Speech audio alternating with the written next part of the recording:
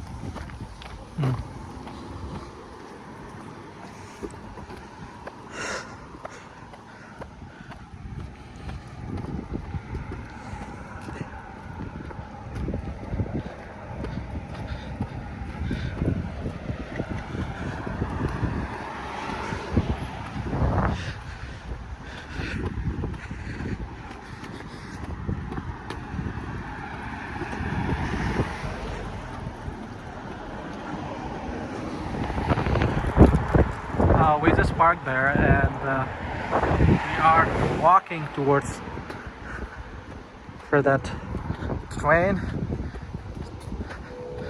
So this is the river. It's a nice view here.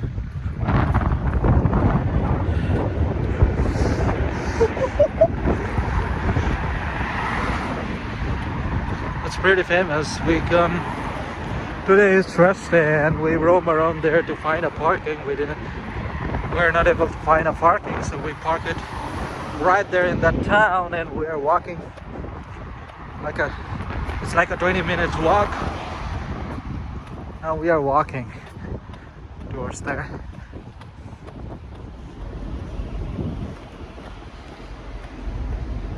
Okay, we are here in Jim Thorpe.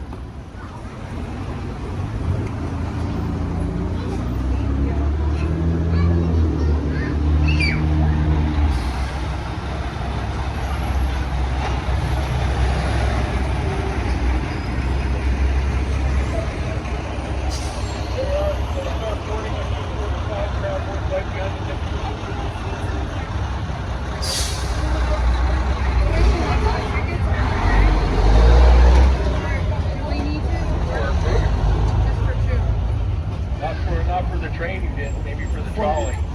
You don't do advanced reservations on the train in October. Really? Yeah. That's the wrong seat?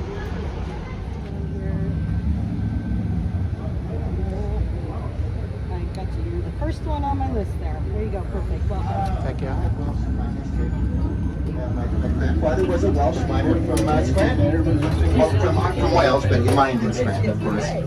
Now, you girls Irish? You guys Irish heritage? Anybody with miners in your history? You are. Did you have any miners in your family history too? Yeah. Welsh and Irish, they're kind of neighboring countries. Yeah. You know, Tom Jones was Welsh. Yeah. I'm Welsh as well. That's a Jim Thorpe gravesite and monument first, where he's laid to rest. And then we're going to go out to the Lehigh Gorge State Park, where we have the Glenanoka waterfalls, hiking, biking, fishing, whitewater rafting areas and stuff like that. And then we're going to scoot up to Broadway. We're going to talk about all the Irish and the coal industry and our deep heritage of anthracite coal and what happened to the Molly Maguires in the 1800s as well, which were the Irish miners. Then we're going to head to the lake and back. I'm going to show you guys where our beautiful lake is. We have a lake, 320-acre lake up the top of the hill, and that's kind of cool. So it's kind of a things to do, places to go, things to see tour. Now, some of you guys here overnight, or anybody? You guys here overnight? So here in town, Lehigh, okay, nearby, and you guys as well here. I'll be trying to point out some other places to go as well, maybe dining ideas too. Maybe you guys want to get a bite to eat on your way out of town or something like that. So, like I said, some of the recommendations I'm going to make aren't just in town, but nearby. Okay. But how many of you guys are actually here for the first time ever here in Chippewa? Okay. How many of you guys can tell me how long did Jim live here? Never. That's right. In fact, Jim Thorpe never even set foot in this town, you guys, when he was alive. Jim was an Indian or Native American from Oklahoma. He was born on the reservation in 1888 out in Oklahoma. Just so, if you don't know this already, but Jim Thorpe is thought to be the greatest athlete of the century. Many people believe him to be the greatest athlete who ever lived. All right, and his body was brought here in 1953, and that's when we renamed the town. The town used to be called Mauch-Chunk, which means Bear Mountain. It was named by the Lenapes, or the Lenape Indians, and the Lenapes named it Mauch-Chunk, which means Bear Mountain. And we were looking for a new name for our town in the late 40s, early 50s, and that's when we got together with his widow, Patsy, and brought his body here to rename the town. Like I said, though, and by the way, back in May, I was lucky enough to have a bunch of his family members here from Oklahoma. Now, every year we have a huge big deal at the monument for his birthday. It would have been his 139th birthday party. We have teepees and Native American dance, and they come from all over the country, because not only is he's the famous athlete in the world, but he's also obviously the most famous Native American, one of them who ever lived. Now, one thing the family wanted me to share with our people was the plight of the Indians. And by the way, I did ask them if I could say Indian, and they said absolutely. All right, so I cleared it with the Thorpes, okay? But they wanted us to know, really, the discrimination and hatred towards the Indians were absolutely horrific. The Indians weren't even thought to be human. Back then, they were savages or animals. Most people considered them to be. And it wasn't until the turn of the century that the federal government wanted to do something about it. So they set up 6 Indian schools, all right? And they wanted to teach the young Indians the way of the white man. So they set these boarding schools up, 6 of them, and to re-educate them, they took the young Indians and they cut their hair, which was sacred, by the way, put little suits on them, and a lot of them didn't survive these boarding schools. It was bad. It was worse than the Catholic school. Well, it's going to be absolutely stunning. Now, some of you guys are here overnight, even if you're just here for the day. It's only 2 o'clock, and I like to think of biking as the second best thing to do here, bicycling. Now, if you guys didn't bring bikes, don't worry about it, because you can rent them here. And if you think you're too old or out of shape, or you got bad limbs or something, or knees or whatever's wrong with you, you can also rent e-bikes here, electric bikes. You don't have to pedal those very much. And up hills, you don't have to worry about hills, you don't get tired. You go 60 miles to the south. See, the D&L Trail is 126 miles long. Not that you're going to go that far, but it's beautiful down along the D&L Trail, along the river to the south, and it goes all the way to Philadelphia. And to the north, it goes up to Whitehaven, up towards you guys, towards Wilkes-Barre, Scranton. Okay? So I'll be pointing out some of the biking and hiking trails and stuff like that. What are all you people doing here on a Tuesday? I don't know what's happening, right? It is a beautiful day, right? Thanks so much. Isn't that nice? I love. And you know what? And when you guys listen up, when people let you out in traffic, you should always wave to them. And say thank you. That's one of my pet peeves. Even to the people from New Jersey. I think New Jersey drivers get a bad rap. I do. Anyway, coming up on the left, that beautiful 4-story building is the Lehigh Coal and Navigation Company building right there. That building was actually like the money from the anthracite industry throughout the 1800s. Again, more, they say, so much money, like it was like the Wall Street of the anthracite world. That was that building right there, the Lehigh Coal Company. And as we come up to the intersection next to the Japanese place right here called Mist, which by the way is a really good place to eat if you like Japanese. But above that you're going to see a beautiful church, and that church is the Episcopal Church, which is St. Mark's. St. Mark's Church was built by Asa Packer, the rich guy. He spared no expense. He had artisans from all over the world to build it, and including, he was friends with Queen Victoria, and Queen Victoria sent her artisans from Windsor Castle to help him build that. And you'll notice too, as we go by, you're going to see some stained glass in the windows, and that glass is Tiffany from the 1800s. Completely priceless.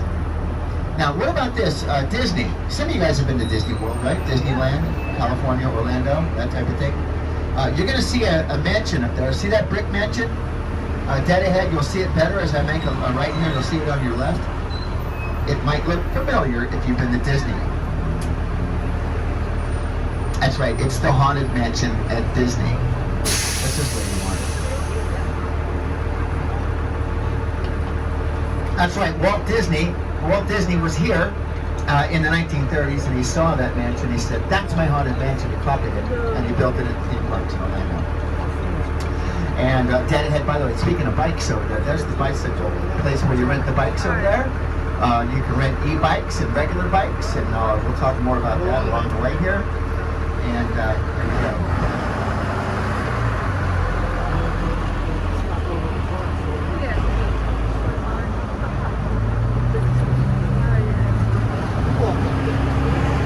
On the left, coming up, you'll see first of all, you see the Harry Packer Mansion. You see it on the left?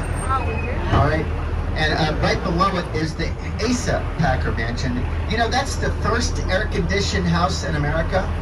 That's right, the first house with air conditioning. How do you air condition a house without electricity? In 1861, he had ice. He put ice moved into the house. Yes, he did, because he could. He was loaded. All right. Also, it's the first house in the country built on all steel frame. And you know why he did that? Because he could, is my theory. So we're going to be heading up to the east side of town now. We're going to go to the Jim Thorpe gravesite now, you guys. We're going to go to the Polish and German side of town.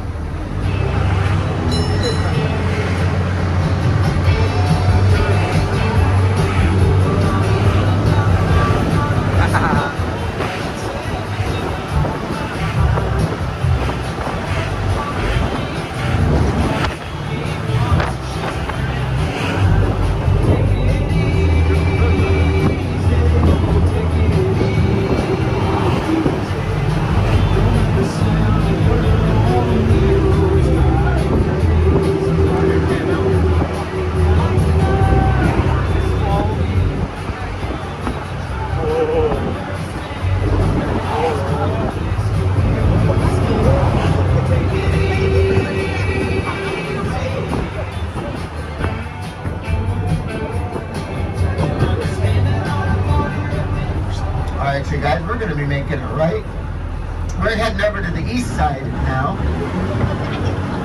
which was, like I said, the Polish and the German. Hey, look it, there's our bald eagle, way off on the left. See it up on top of the mountain there? Way out there, that's one of our bald eagles. Yeah, we have two. We have a couple of them. They live here. Yeah. I'd love to see them flying, and normally we don't. So that's really awesome. And to the right here, you'll see the Lehigh River. This river dumps into the Delaware River about 53 miles away. Is that bird big or what? Yeah, it's about a 6-foot wingspan. Yeah, they're big birds.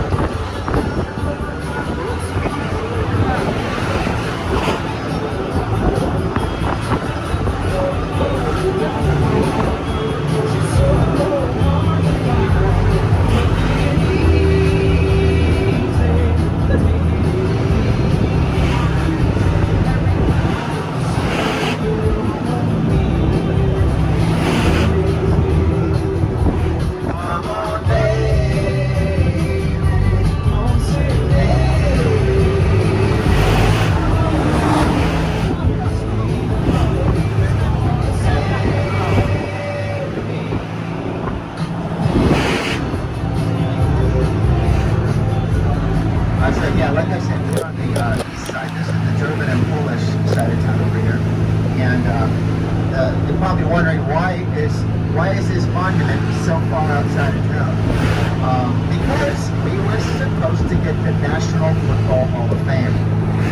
So they needed room to build the buildings for the Hall of Fame, but we lost out at the last minute to Canton, Ohio. And you know why the Hall of Fame is in Canton? National Football Hall of Fame? Because Jim played for the Canton Bulldogs. And Jim Thorpe is the first inductee in the Hall of Fame.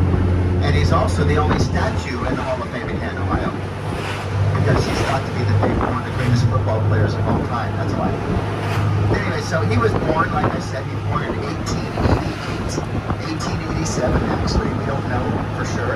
Because they didn't have birth certificates back on the reservations back then.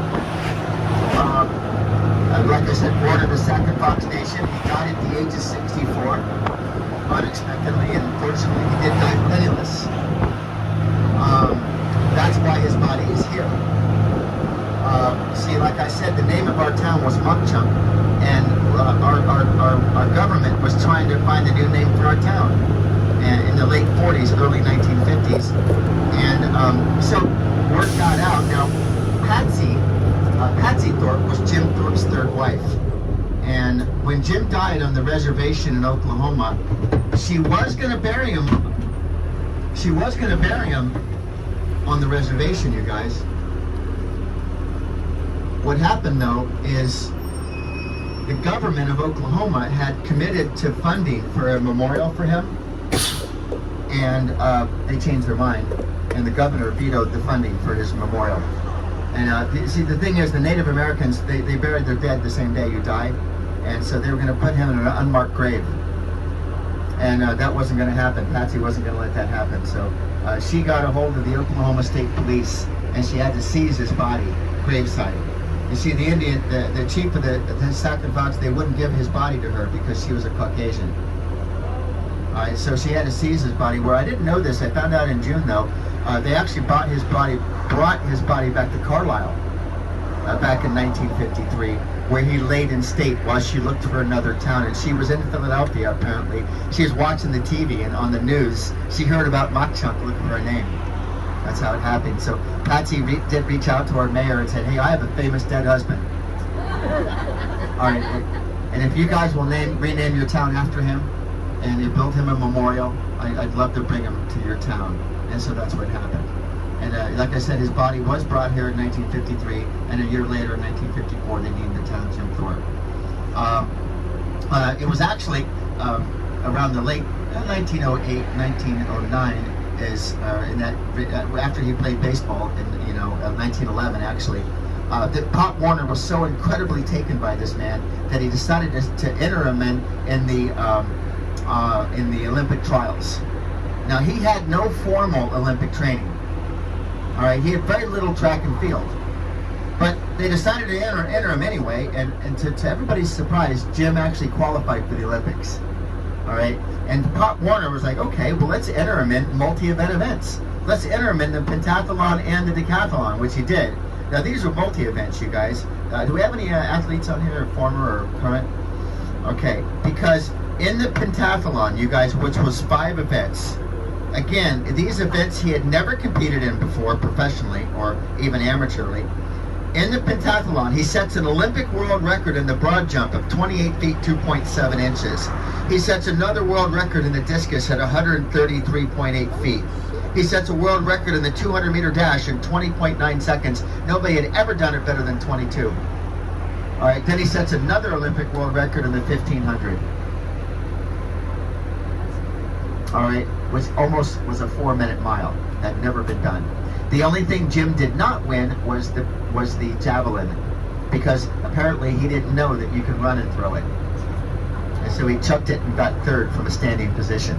Wow. Now, about 4 days later, you may have heard the story, some of you guys, about what happened. Well, it was time for the decathlon, and Jim went to his locker to get on his cleats.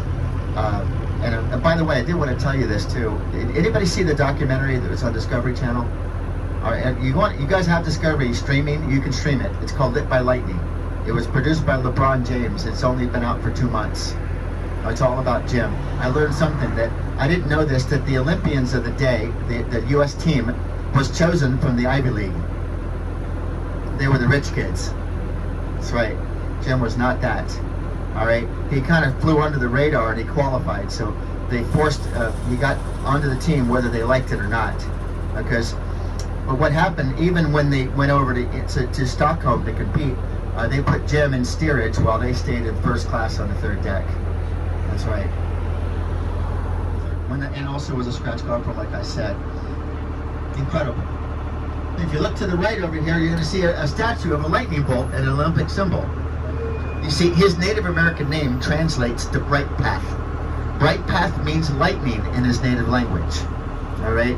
He was born, he and his twin brother were born in the reservation during a lightning storm, so that's why they called him Bright Path.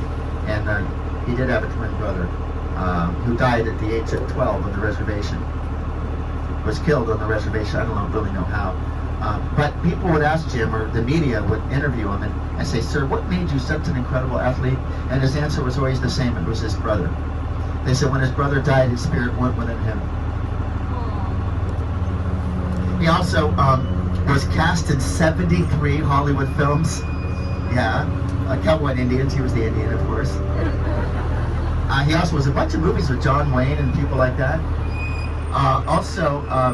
If you guys, speaking of movies, you heard of Angelina Jolie, right? She's actually in the middle of filming a movie about Jim right now. The film's going to be called Bright Path. Yeah. So you're going to want to see this when it comes out to theaters. I know the last one they did was with Charlton Heston, come on, Burt Lancaster. That's right. But I don't think he was a Native American.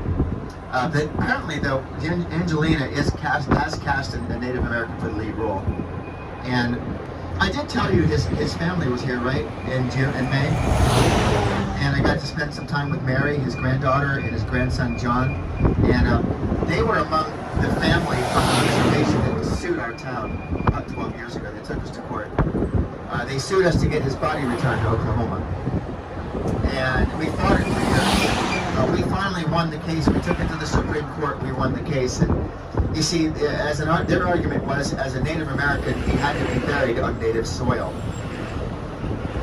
Our argument was, when his body was brought here in 1953, they brought him here with a truckload of soil from his native ground. And he is buried on native soil in that tomb. And you know, that weekend is real special to me because Mary pulled me aside at the end of her visit before they drove back to Oklahoma. She had never been here before, and she pulled me aside and said, "I'm glad he's here." He would never, as many people would never know the story of their grandfather if he was buried on the reservation. You know, so they're really happy that he's here. They're going to come back and visit every year with their descendants and children. So we're real excited about to have them. I did mention the Gravity Railroad, right? We're coming up to Mount Pisgah up on the right over here, guys. I'll be pointing out here in un momento. You'll see it right here. Now, up this incline of this mountain right here is where they had 2 tracks going to the top.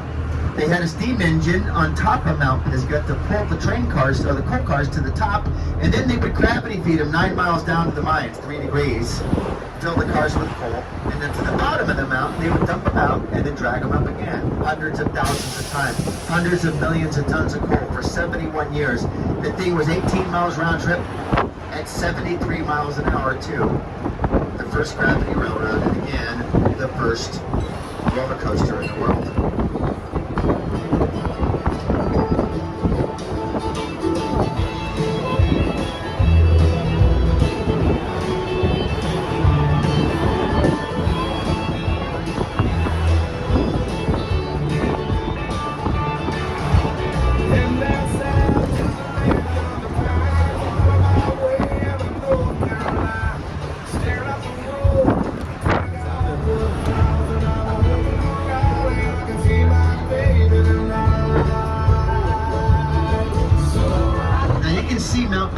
Mount Pisgah pretty good on your left here, and if you guys are into hiking, it's a great hike up to the top of Mount Pisgah. It's not really that bad. In fact, there's the footings of the old steam engine are up there still, and the water tanks, and that's the beginning of where the tracks used to run. But like I said, in 1897, they stopped using it for coal. In 1897 until 1928, the switchback became the second most visited destination in America. 500,000 people rode the switchback railroad. Who can tell me what the #1 destination would have been in America in the early 1900s? Niagara Falls. Did I hear somebody say that? Yes, it was. All right. So now we're heading into the Lehigh Gorge now, the Lehigh Gorge State Park. It's a 4,300-acre state park.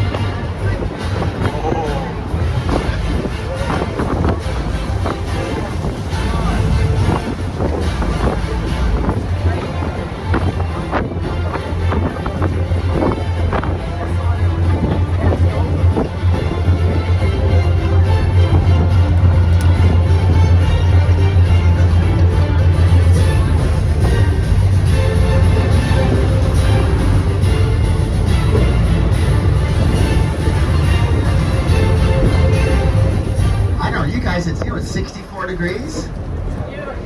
I want to open the rest of this thing up, but that's up to you guys. You want me to do it? You want freeze? Anybody else? She's shaking her head no. All right, we'll leave it closed. So yeah, I try to make everybody happy. Open the door.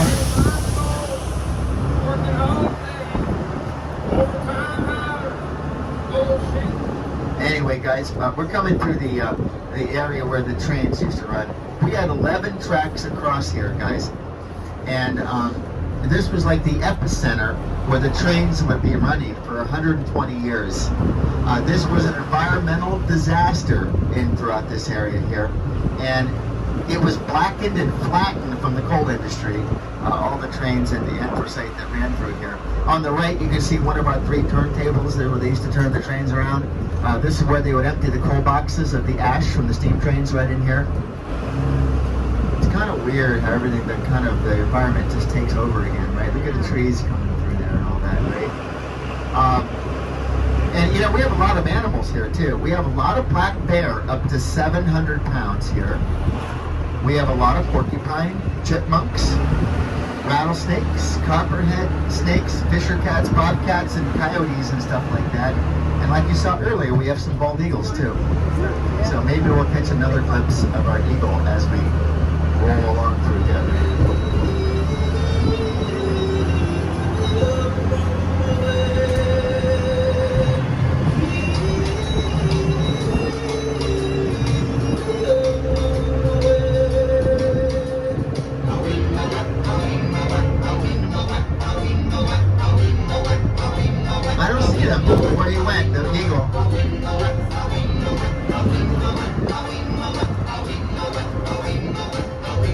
Now you can see some people biking though, see them? That's right, if you go to the bike shop, they'll rent you bikes, guys. If you rent bikes, you see those folks? They probably got dropped off 15 miles up. And then you bike downhill back to town. That's what the bike rental place does. Or you can just rent e-bikes, either way.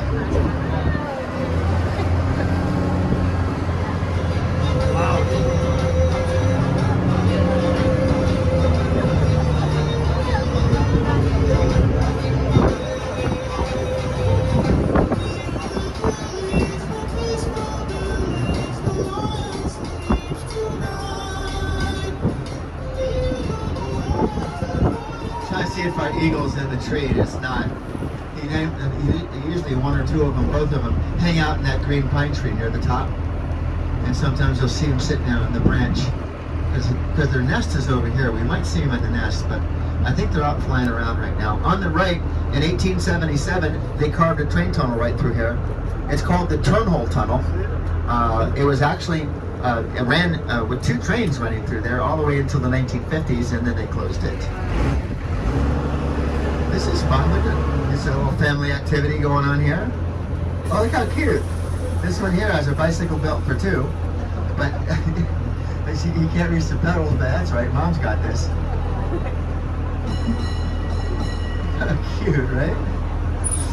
Look at that poor girl. Aww. I didn't do that on purpose. Hey, what about fishermen? Do we have any fishermen on here? Yeah, you guys get out much, or have you ever fished the Lehigh before? Shut up! How'd you do? You caught a pickerel in here? Really? They fight like hell, right? A foot long? Right in here? A pickerel? What's that? Wow, because I've never heard of anybody catching pickerel. I know.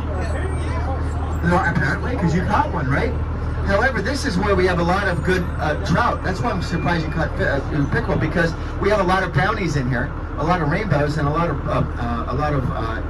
brook trout, brookies, right?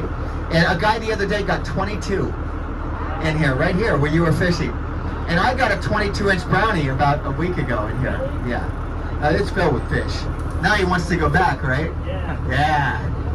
And down at that, this guy fishing down there now. Doesn't look like he's fly fishing though, but that's okay. Anyway, down where that guy's fishing, you guys, if you guys were to come out here for whitewater rafting, they put you in 15 miles up, and this is where they pluck you out and bus you back from there in the summer. There is no more whitewater rafting until spring though right now, so you gotta wait till spring to go whitewatering. And across the river over there used to be a hotel called the Juanita. And the Hotel Juanita burned down in 1918. It was built in 1903. The Juanita Hotel used to cater to the switchback roller coaster riders that would come down here. And also, coming up on the right, you'll see some maps of the places to hike and bike throughout this area. And there's hundreds of miles of hiking and biking. And if you guys take these stairs down and you follow the beaten path, it'll take you over to the waterfalls that we have here called the Glenanoco Falls. There's a guy with an e-bike. Looks like he had a nice ride. But now we are entering my Jurassic Park section of my tour.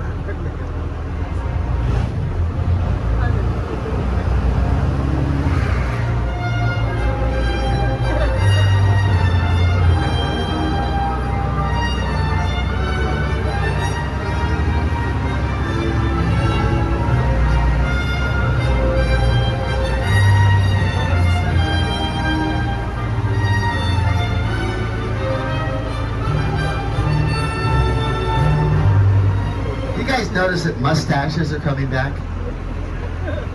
I know it's kind of an odd thing to say. My son grew one, so I'm thinking about going there again after 40 years, right? Anyway, guys, the D&L Trail. Like I said, if you go to the bike shop, you rent bikes, they'll take you and the bikes and drop you off 15 miles up. Then you bike downhill back to town. I can't think of a nicer day to do that. You can rent the e-bikes by the hour too.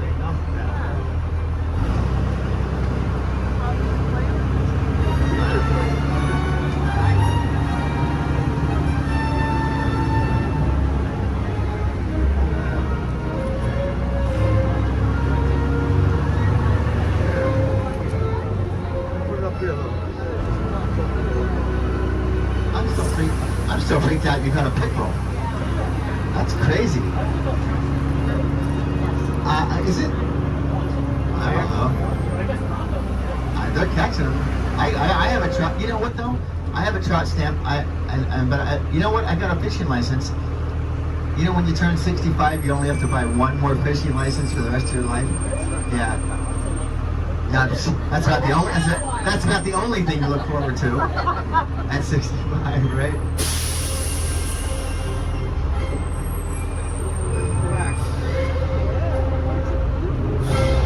All right, so we're going to be right over the bridge again, right here, and if you look to the right, you will not see the waterfalls, but they're there. You see, the Glenorelco Falls, named after the Indian princess, are a 3-tier waterfall that run up the mountain right here. And you can't see them because the foliage is hiding the falls. And we've had such a drought and lack of rain, the moving water is pretty hard to spot because there's not a lot of it right now. But the Glenorelco Falls, named after the Indian princess, they say she was upset, you guys, because Daddy would not let her marry this guy she was in love with. So she jumped off the waterfalls and killed herself. And they say you can see her, and sometimes after a heavy rain in the midst of the waterfalls. You got to see the waterfalls. You're going to have to hike over there, guys.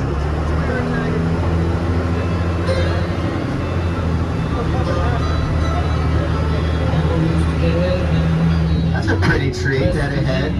What a beautiful day, right? You know, it's kind of neat, kind of weird because we didn't really have any reds up until a week ago. We only had yellows, and they were dropping fast. Kind of a weird. I think we've had better fall colors, to be honest with you, because of the drought we had.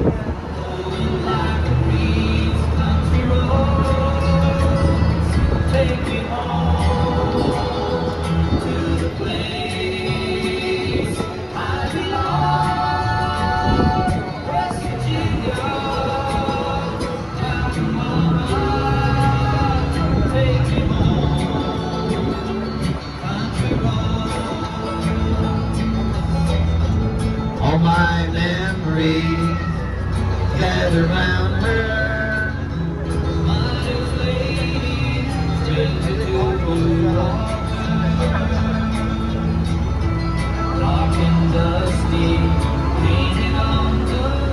I know the answer is going to be no, but nobody was here on Saturday, right? Last Saturday? All right. Andy Muller is the guy that owns the railroad, the Reading and Northern, and he brought his big steam train to town on Saturday.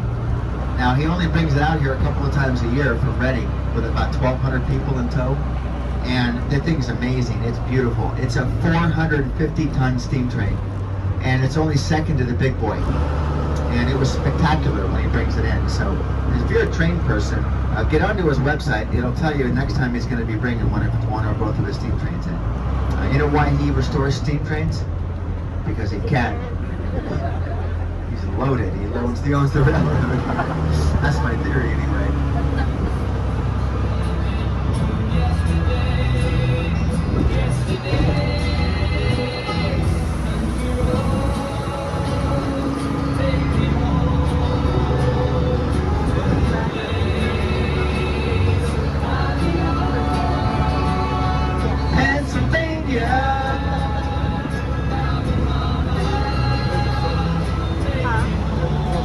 I've got this sneaky Ranger following me right now.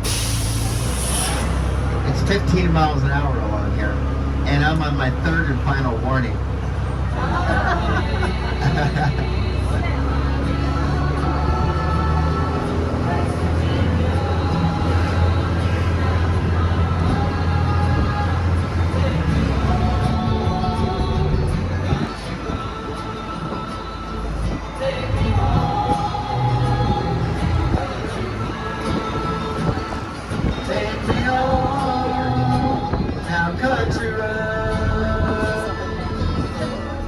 Another one. Rascals. Anyway, guys, we're coming through the Lehigh Gorge. We're going to be leaving the east side, the German and the Polish side of town. I'm going to take you guys over to the Irish side of town. Now, there we go.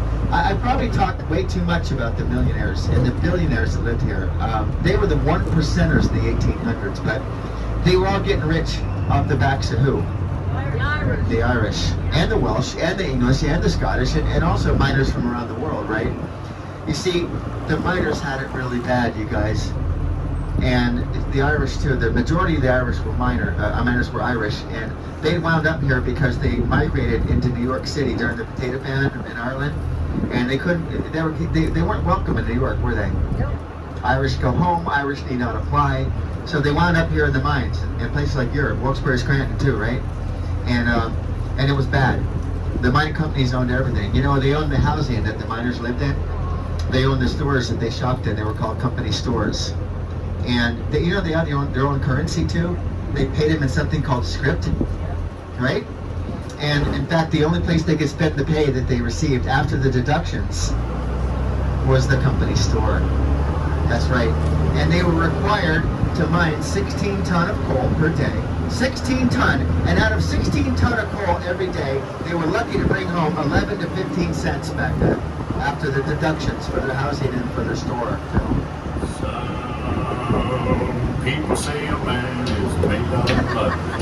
Gold man's made out of muscle and blood. Muscle and blood and steel and bones. The mind that's so weak and the back that's strong. You look 16 ton. Why you get another day older and deeper and don't you call me 'cause I can't go. I owe my soul to the company store.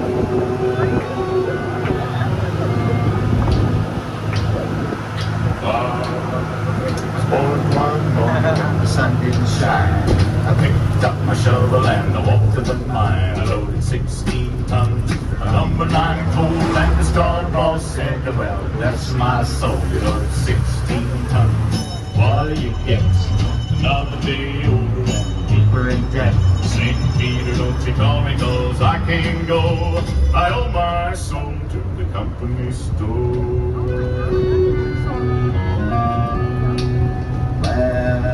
I was born one morning, it was drizzling rain. Fighting and trouble are my middle name. I was raised in a tame, break by an old mama line. Can't go a high tone woman, make you walk the line. You load 16 ton, what do you get? Another day older and deeper in debt. St. Peter, don't you call me 'cause I can't go. I owe my soul to the country store.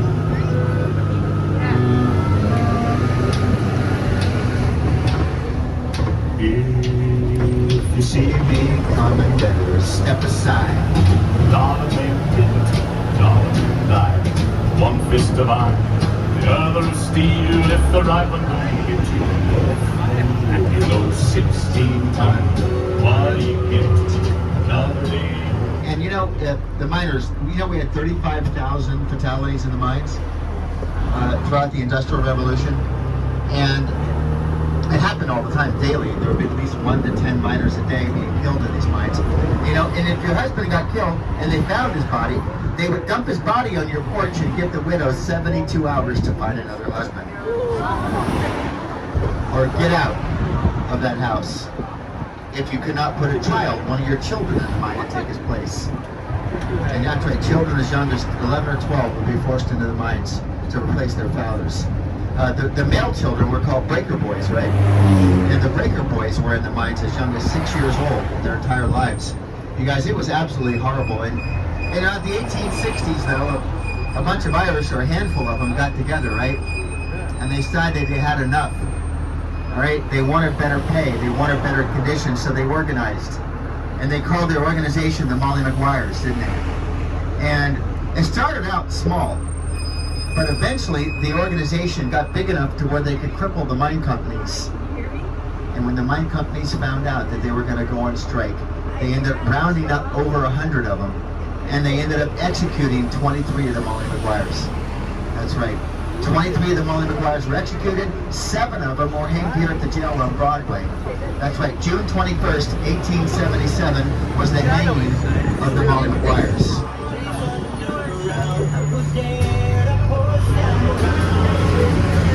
They pray for the Molly Maguires. They're drinkers, they're liars, but they're men. They pray for the Molly Maguires. You'll never see the likes of them again.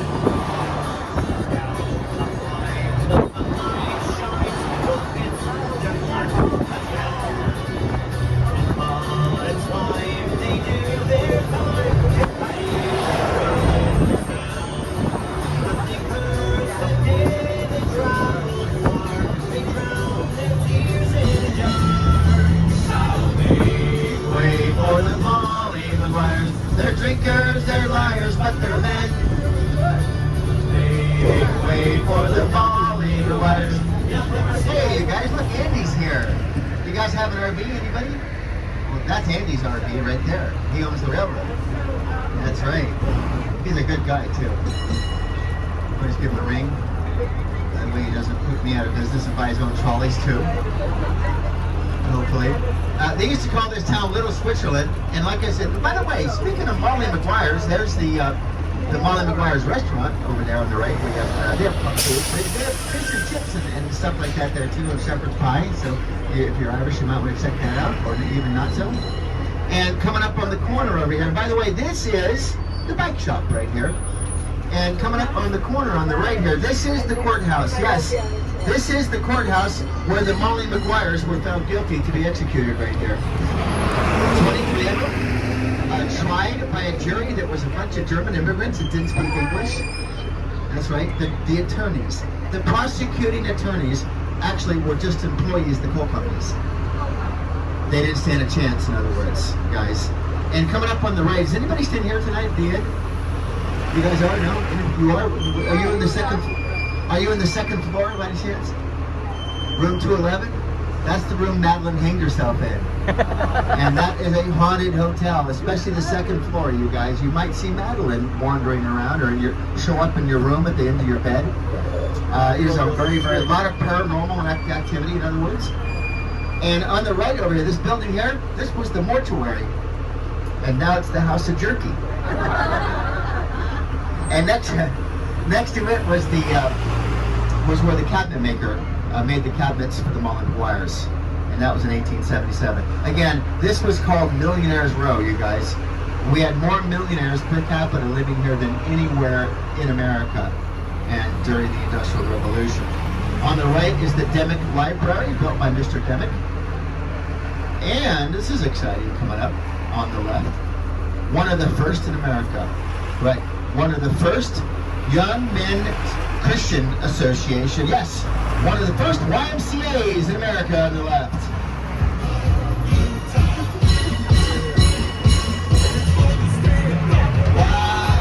YMCA. YMCA.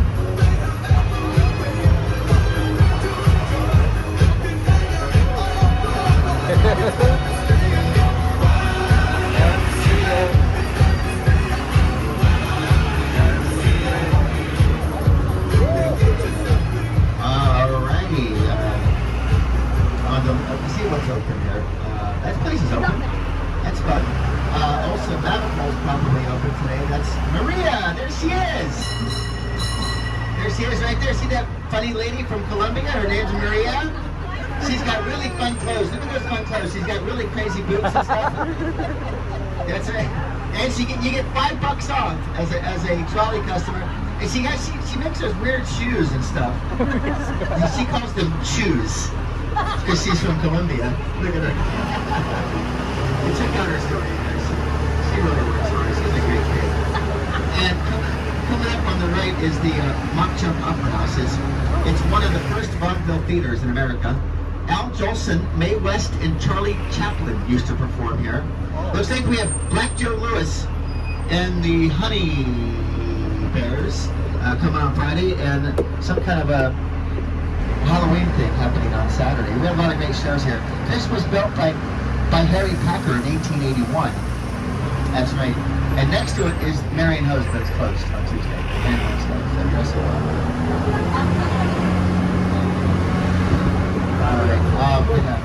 we're going to be coming up to the jail now, guys. On the left right here, though, if you're looking for something else to do, on the left right here is the Mock Jump Museum. They have a really good museum here.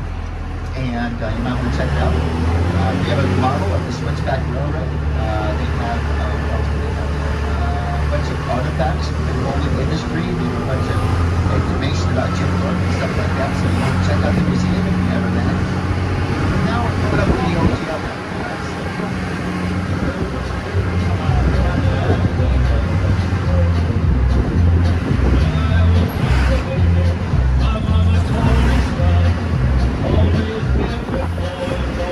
Alright, so guys, we're going to be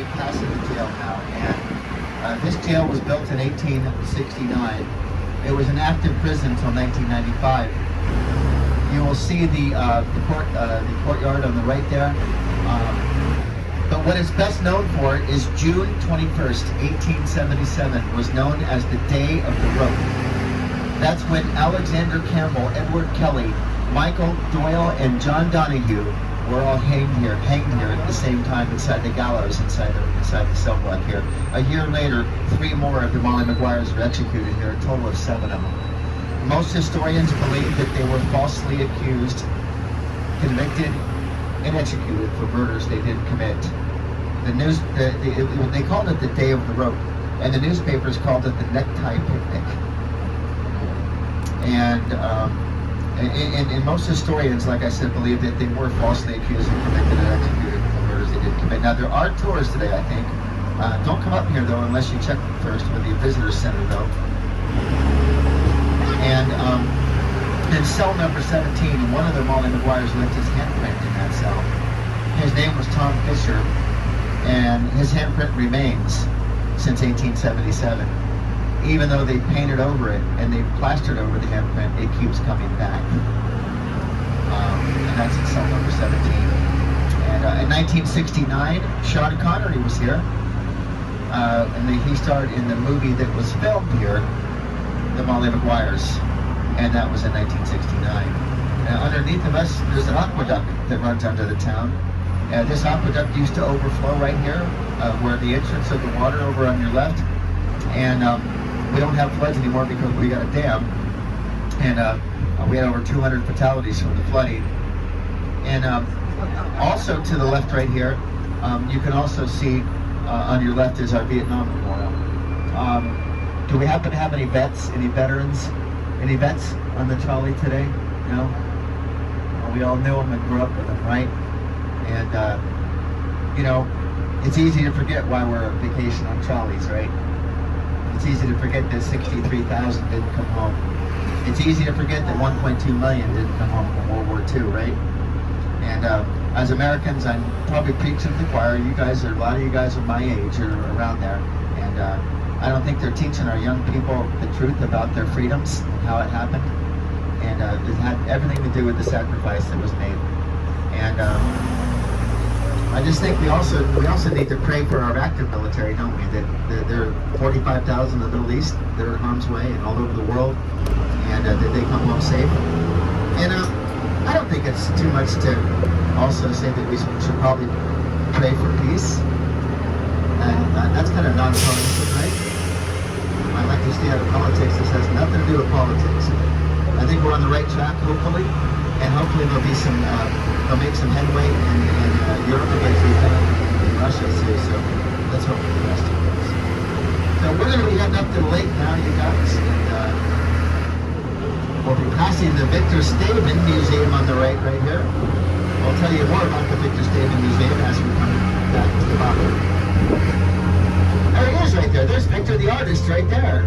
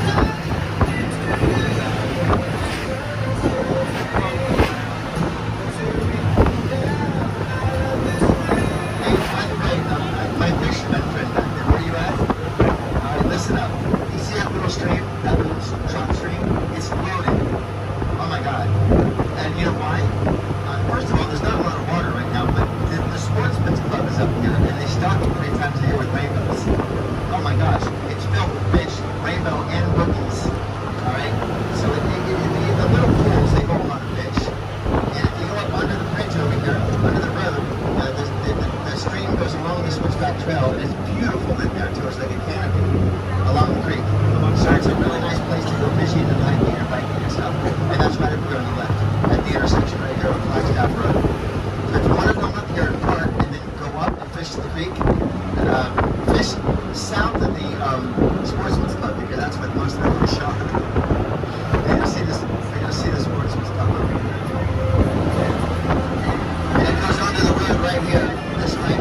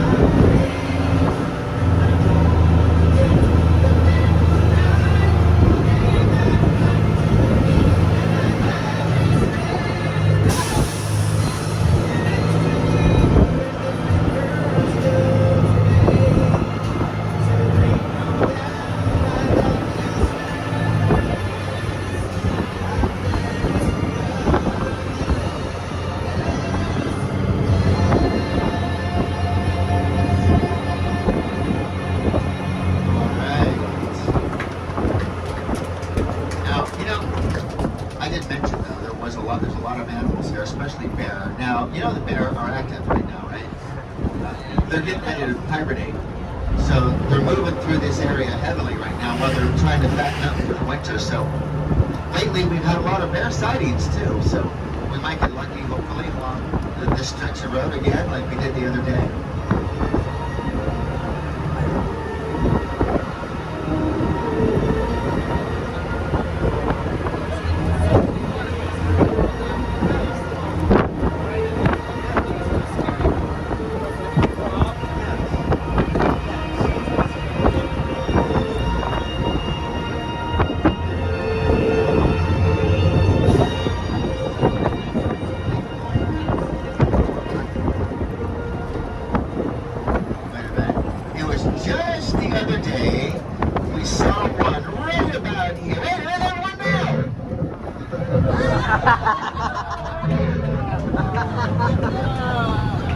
Pretty scary, right? I know, it's pretty stupid. I had a Sasquatch, a Bigfoot, but somebody stole him. Can you believe it? What's wrong with people, right?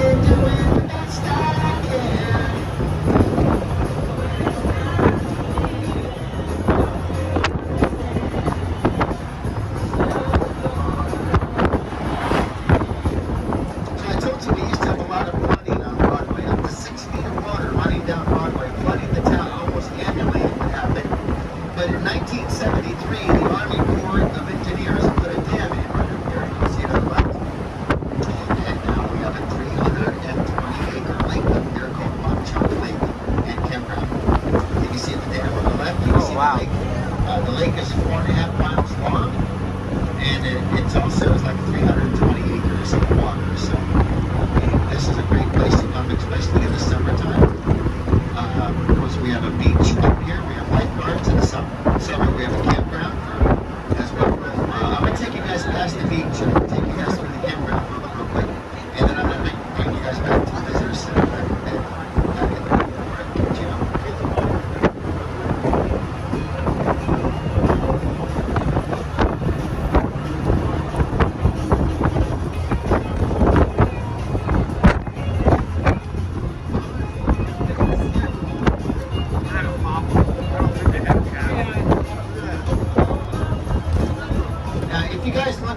To your hard left as I pull into the lake area. If you look down that way, you should be able to see down the switchback trail between the trees. That's where the tracks used to run. Now that ends up running along the creek, is what I was telling you, where the trout fishing is, okay? On the left over here, we have you can put your boat in too, if you want to go out for like bass fishing and stuff like that. And in the summertime they have boat rentals, but they're closed for the season. We're coming up on your left is our beautiful beach. Thank you, New Jersey. We get our sand from New Jersey. We don't have sand in the Poconos. So we import it from New Jersey. And this is a beautiful lake, right? If the water is spring fed, we have a lot of, it's also crystal clear. The water gets to be up 83 degrees in the summer. And it's a great place to come spend some time. Now, what I recommend you guys do next time this summer, come in July, don't come in the weekend, but get a campsite, right? And come fishing and come swimming. And in September, every year in September, we have an Indian powwow here every September on the right. It happens second Saturday and Sunday of every September. It's put on by the Cherokees, Lenapes, and Navajo from around the country. They set up teepees, they have Native American dance and feathers and the regalia, the whole 9 yards, and it's really, really great. So check it out. It's called the Native American Festival or Powwow, and they have it, like I said, every year in September. Now we're going to be going through the campground.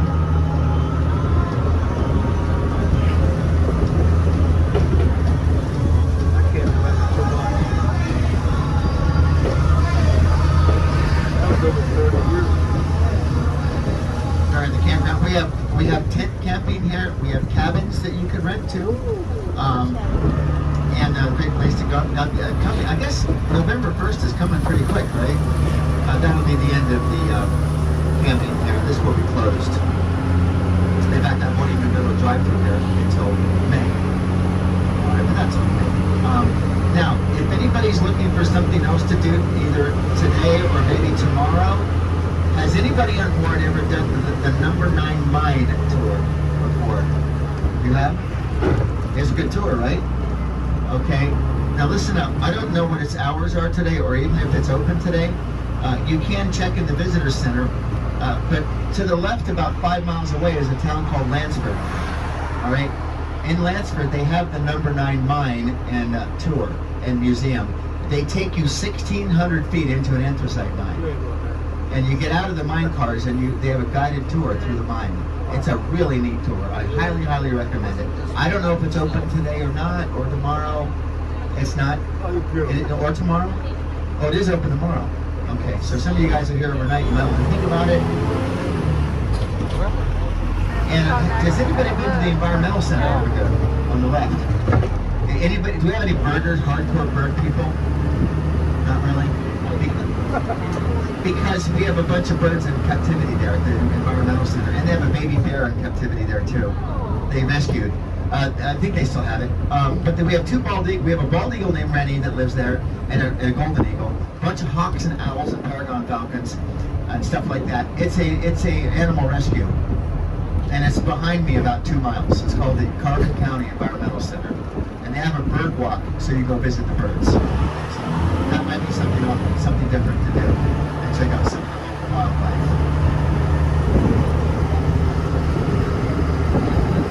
And coming up on the right here, I told you guys a little bit about the Switchback Railroad. You can see down the trail right here. If you look to the right, you're gonna gaze upon a railroad car. Now, this is one of the switchback cars that have been converted from coal to take tourists. That's right. There would be 8 tourists per car. 8 tourists per car. There'd be 16 cars connected, going 73 miles an hour with a brakeman on the back. Of course, no seatbelts either. And no, of course not. It was the 1800s. Out of 30 years of operation, 500,000 people, we only had around 300 fatalities.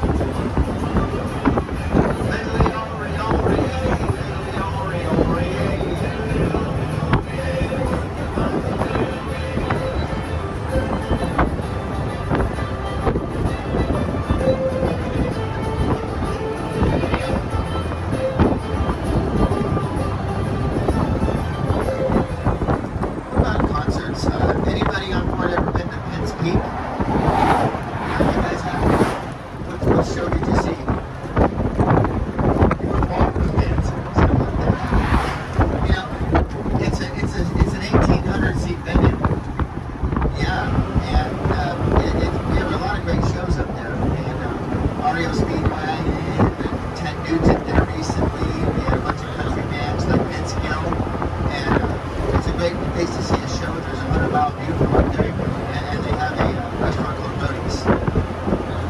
And they do, now I don't think it's open today, but now on Thursday they have deck parties up there too with free music. So that's kind of nice. We also have a couple of ski areas nearby. To the north we have Jack Frost, Big Boulder to the north, and to the south we have another ski area called Blue Mountain, about 20 minutes to the south.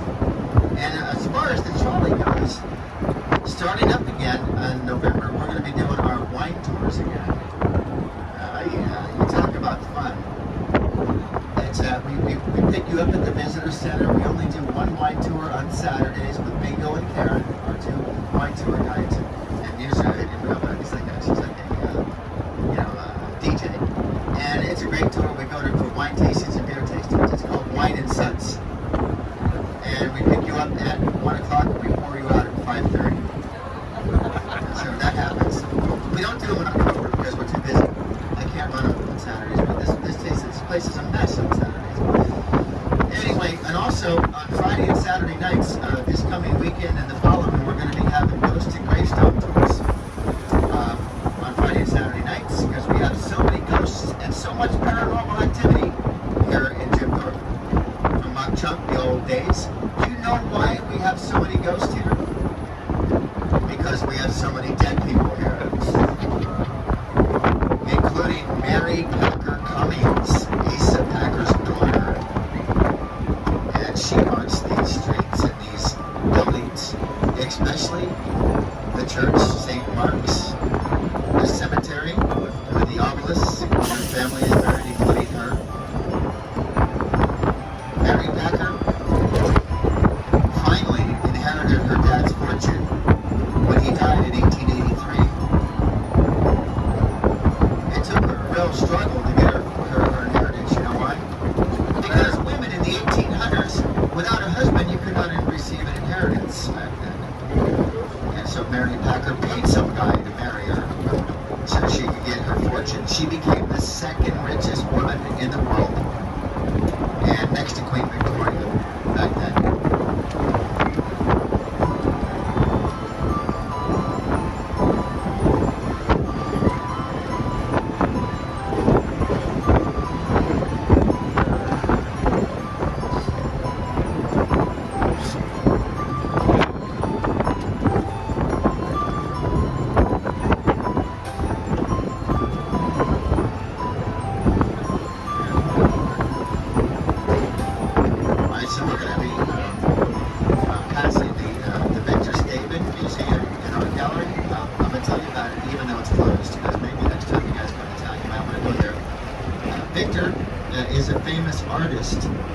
City that bought this building about 30 years ago. He turned it into an art gallery, a museum, and also he has a great restaurant and bar here too, and it's called the Victor Staben Museum Art Gallery Bar and Restaurant. And if you like jazz music, Victor has great jazz concerts here about twice a month on Friday nights in his jazz. He calls it Vic's Jazz Loft, which, you know, he is one of the creators of one of the Kiss album covers also, and he not too long ago he just finished a 50th anniversary album cover for the band Los Lobos. You remember them? Of course you do, right? I'll give you a little reminder here of who they were. We're going to be passing the this is the Immaculate Conception Irish Catholic Church, and we have on the other side of town, on the east side, we have the German Catholic Church. Same priest, both churches. Your sign says slow, your sign says slow, not stop. Right? He's yelling at me, and he's asleep at the wheel.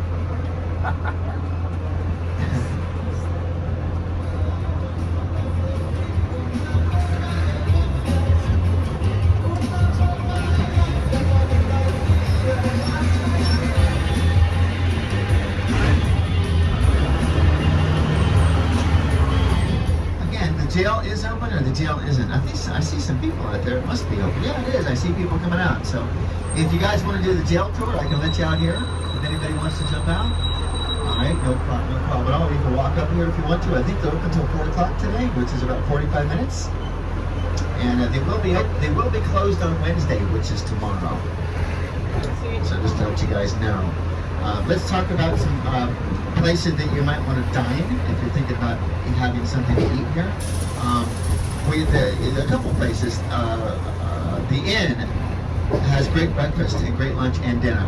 That inn, on Jim Thorpe there, across from right below the YMCA. We also have another restaurant which is really good Japanese food. And if you like Japanese, it's really good. It's called Mist, M-Y-S-T. And they have sushi and hibachi. And again, don't forget the Mok Chunk Museum on the right too. If you guys want to get more information about the history of Mok Chunk and Jim Thorpe, that's a good place to do it.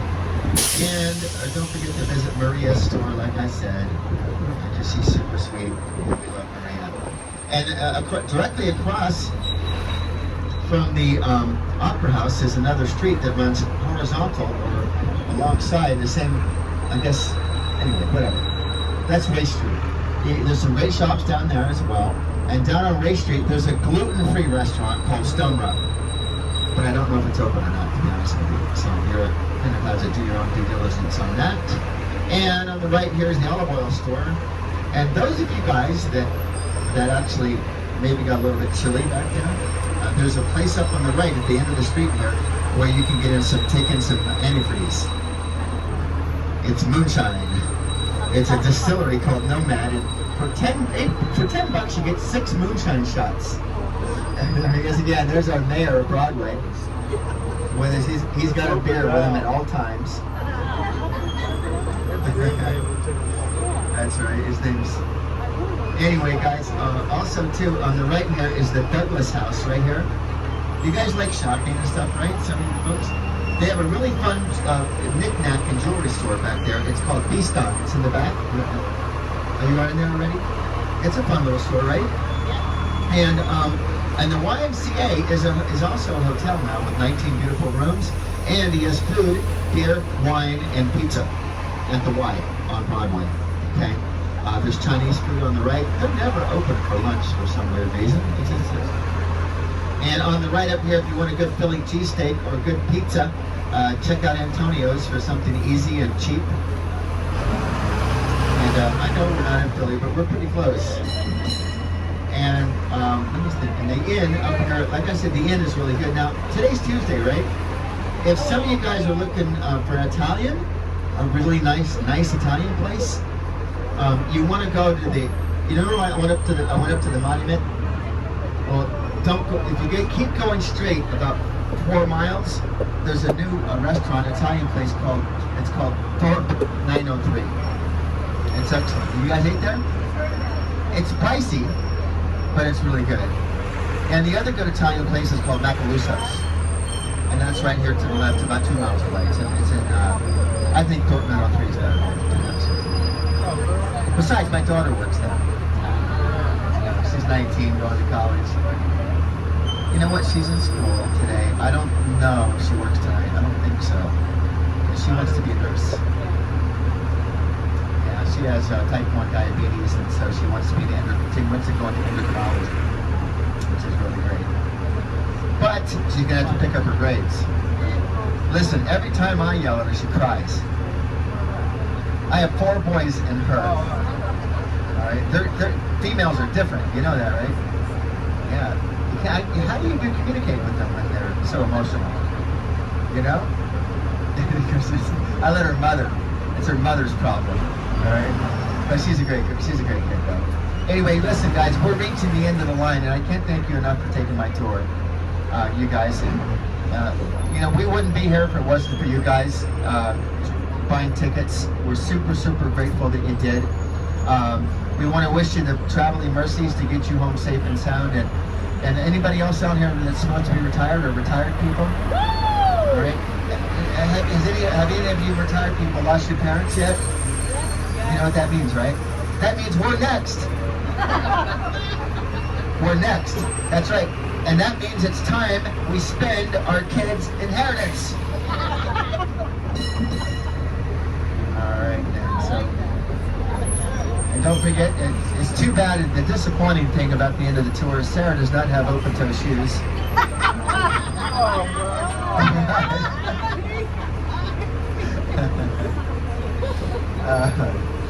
No, it's her husband's fault.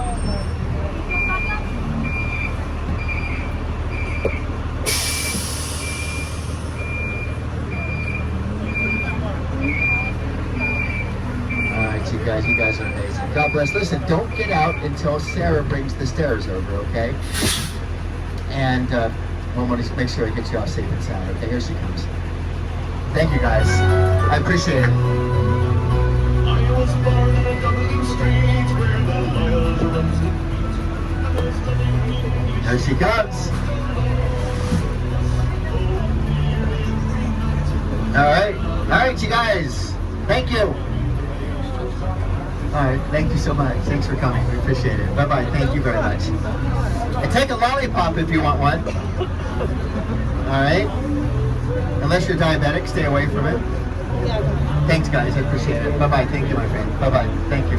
Oh, thank you.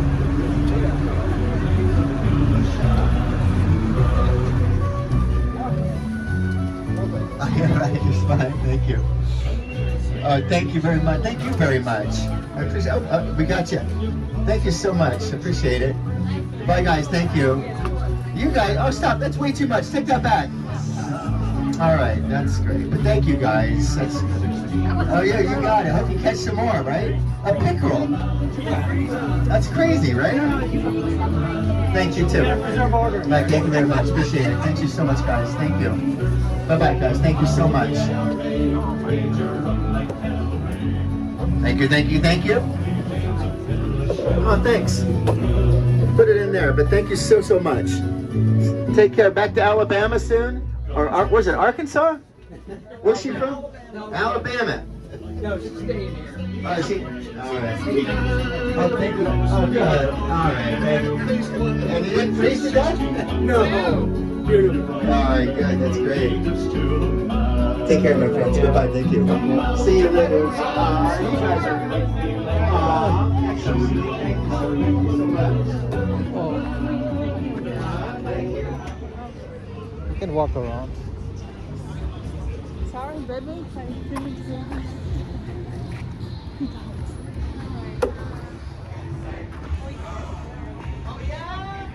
Now.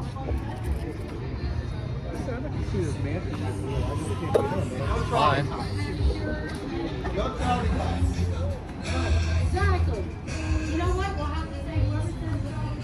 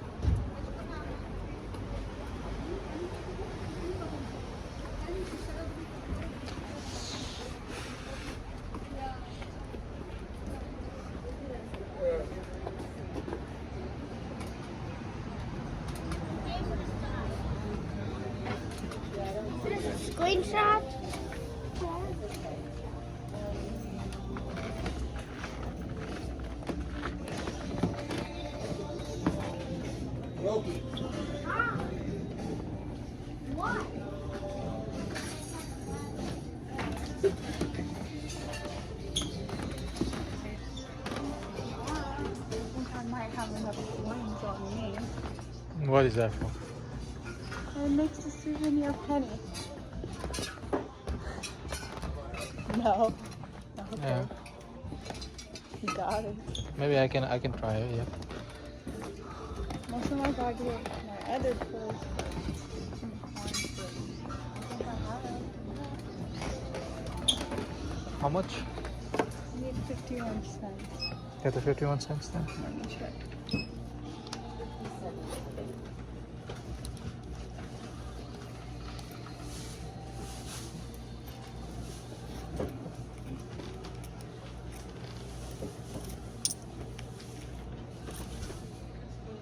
Mm-hmm.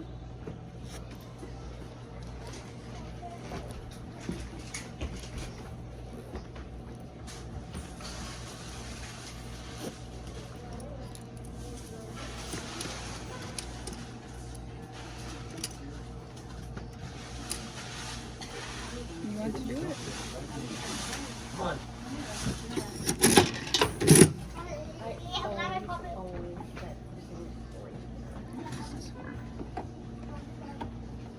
Which one?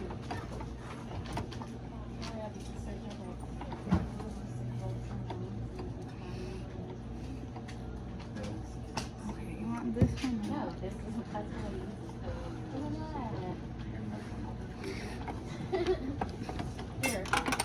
I already chose for us.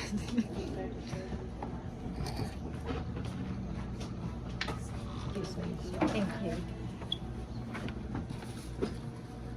Oh, it's oops.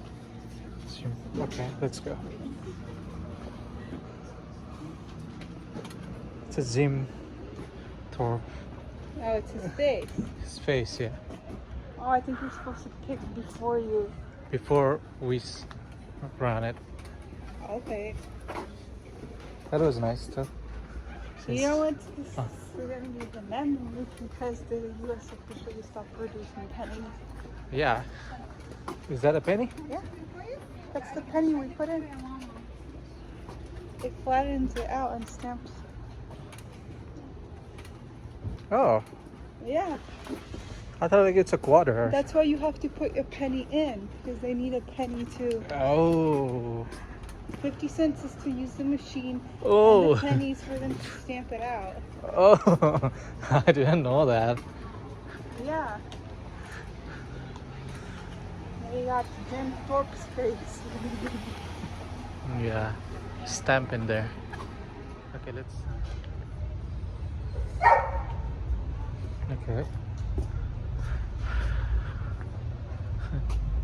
Let's go up to see the mansion. Oh. Yep. You want me to put it down? Yeah, put it down here. Thank you.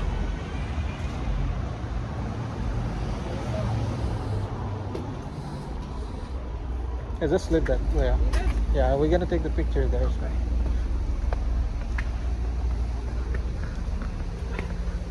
This guy was a trillionaire. Back then, Yeah. they make like this thing, right? Huh? You make like a first AC mansion. It's closed right here.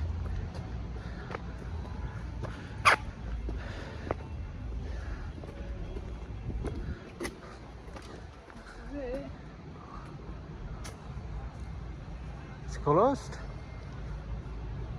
October 31st. Weekends. Daily 11 to 4:15. They're closed early.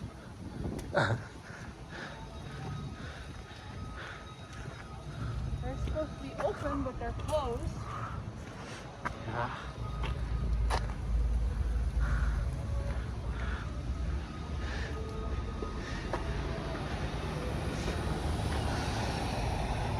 That's how big it is.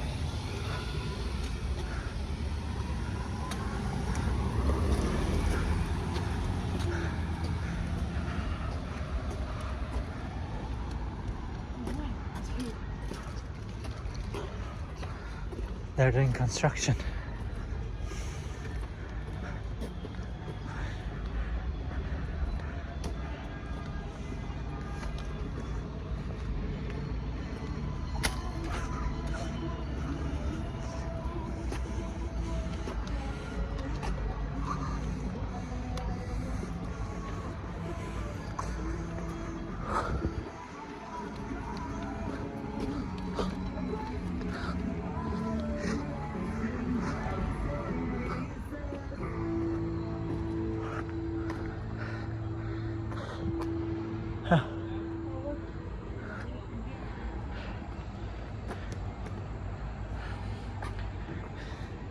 The Chevy Equinox EV is more than an SUV.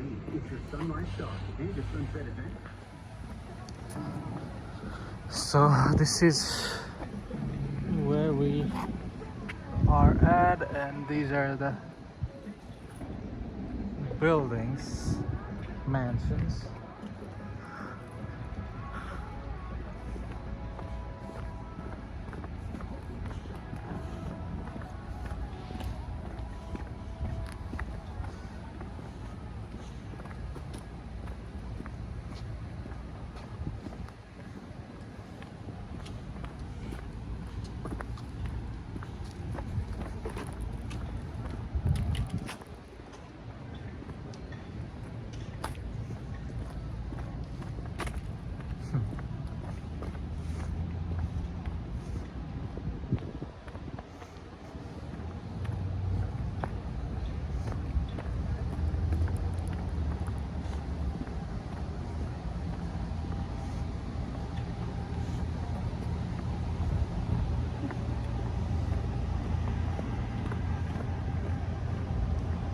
What else? Switzerland?